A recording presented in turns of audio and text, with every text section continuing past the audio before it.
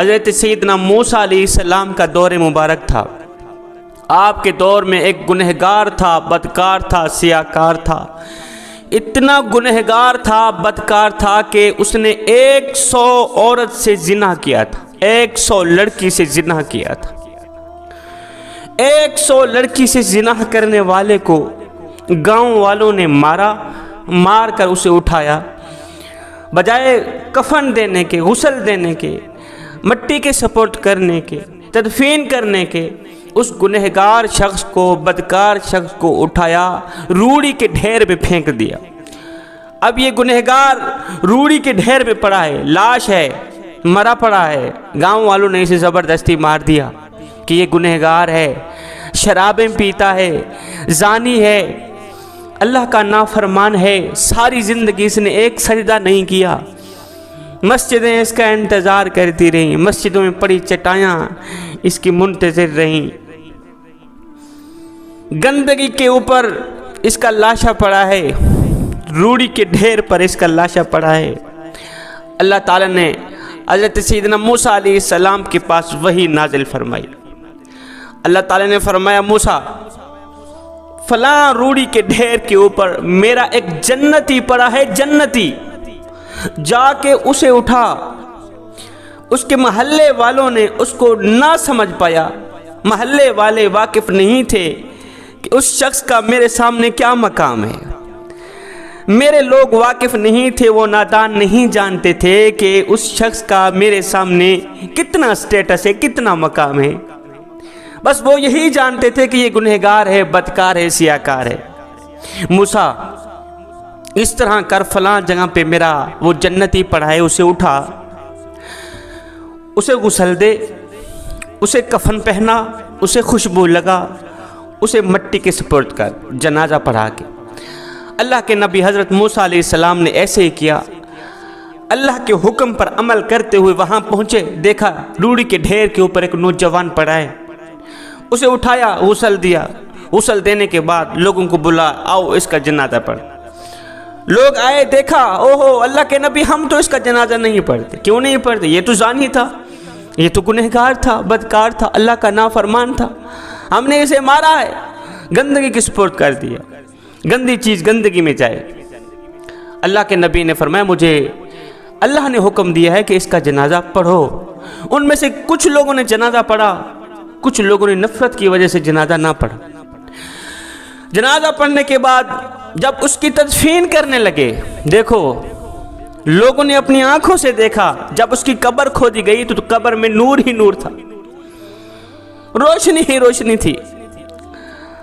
قبر میں گلاب کے پھول اگے ہوئے تھے جن کی خوشبو سے قبر میں عطر پھیلا ہوا تھا، ایسے لگتا تھا جیسے جنت کی تمام کھڑکیاں کھول دی گئی ہیں۔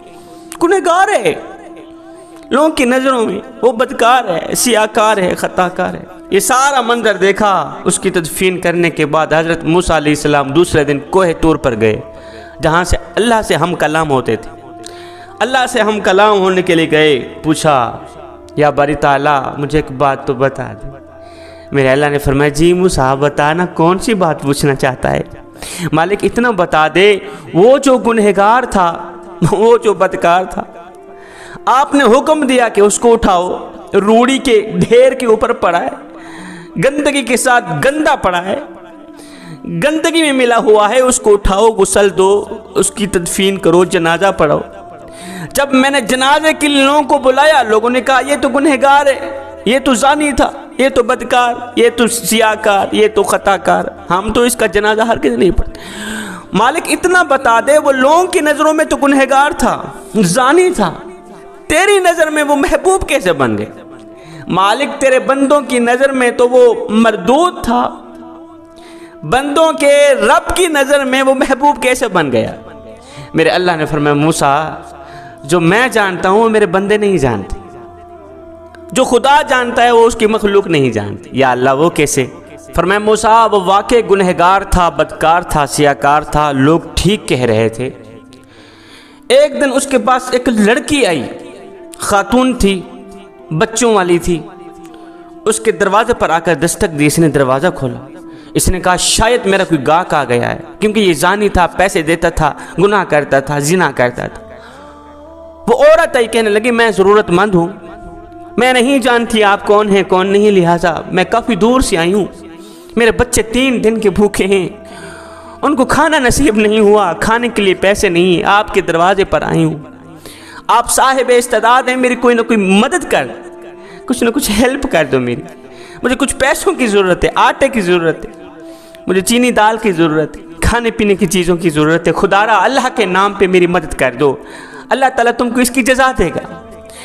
اس نوجوان نے کہا اے عورت تو اندر آ جا، وہ اندر آئی، اس نے دروازہ بند کیا، اس کو سامنے بٹھایا، کہا کہ میں تیری تمام ضرورتیں پوری کروں گا، اللہ تعالیٰ نے تجھے حسن سے نوازا ہے، لہٰذا تو میری خواہش پوری کر، میں ایک عادت میں مبتلا ہوں، وہ ہے زنا کرنا، پہلے میں تیری عزت لوٹوں گا، زنا کروں گا، اس کے بعد تیری ضرورت پوری کروں گا۔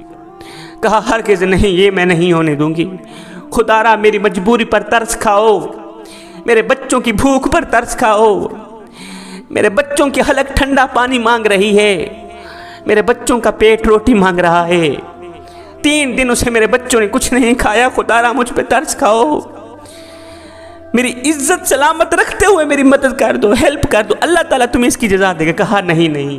جب فل آمادہ ہوا تو اس عورت کی ایک چیخ نکل گئی، ایک دردناک چیخ نکلی۔ اس نوجوان نے کہا تیری چیخ کیوں نکلی؟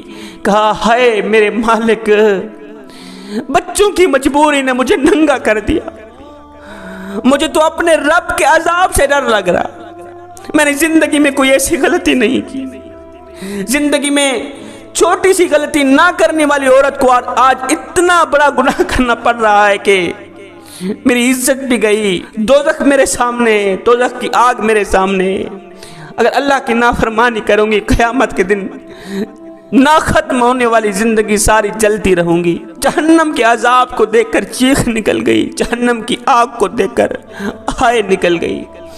اس نوجوان نے جب اس عورت کی آنکھوں سے خون کے نکلے آنسو دیکھے، آج پہلی بار گناہ کر رہی ہے، اس کی حالت یہ ہے کہ وہ سمجھتی ہے جہنم میرے سامنے ہے، کہیں ایسا نہ ہو ابھی جہنم میں نہ چلے جائے، خدا کے عذاب سے اتنی ڈر رہی ہے، اور ایک کم بخت میں ہوں تو ساری زندگی غفلت میں گزار دی، ساری زندگی زنا کرتے گزار دی، اور مجھے جہنم کی آگ نظر کیوں نہیں آ رہی؟ اس نوجوان نے کیا کیا؟ جو اس کی ضرورت تھی اپنی اوقات سے زیادہ اس کی مدد کی۔ جا، میں نے اللہ کی رضا کے لیے تیری مدد کی ہے، میں تیری مدد کرتا ہوں، اور تیرے ذریعے آج میں پکی توبہ کرتا ہوں، آئندہ کوئی گناہ نہیں کروں گا، اور قیامت کے دن میری بخشش کا ذریعہ تم ہی بنو گی۔ اس نے کہا انشاءاللہ۔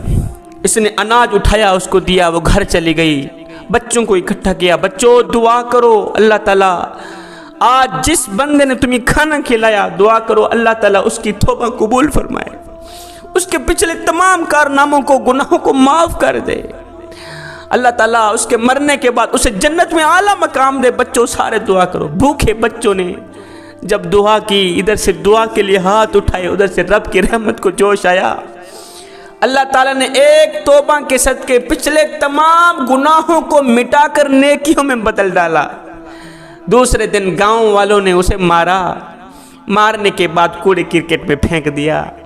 موسیٰ ایک توبہ اس کی بخشش کا ذریعہ بن گئی، غریب کی بھوک اس کی بخشش کا ذریعہ بن گئی، ضرورت مند کی اس نے ضرورت پوری کی، وہی ضرورت اس کی بخشش کا ذریعہ بنے، وہی خاتون اس کی بخشش کا ذریعہ بنے۔